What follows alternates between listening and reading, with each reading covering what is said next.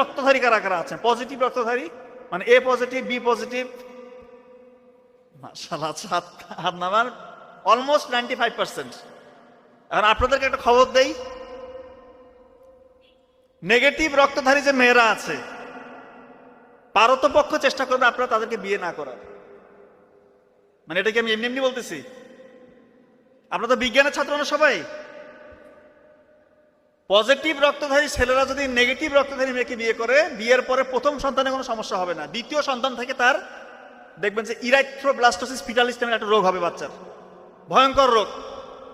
Hydrops fetalis হবে, তার হার্টের মধ্যে পানি জমবে, লাংসে পানি জমবে ওই বাচ্চার, ব্রেইন এমন বেশি রক্ত ভাঙা শুরু হবে ওই বাচ্চার, তার জন্ডিসের মাত্রা এত বেড়ে যাবে ব্রেইনের মধ্যে পর্যন্ত জন্ডিস চলে যাবে। কার্নিকটেরাস বলে, কার্নিকটেরাস, মানসিক ভারসাম্যহীন হয়ে যাবে ওই বাচ্চা, খিঁচুনি দিবে, অজ্ঞান হয়ে যাবে, কমাতে চলে যাবে, মারা পর্যন্ত যায়। এবং ওই বাচ্চার খুব একটা নেগেটিভ রক্তধারী যে ছেলেরা আছেন আপনারা যাকে ইচ্ছা বিয়ে করতে পারেন, কোনো সমস্যা নেই, কোনো সমস্যা নেই।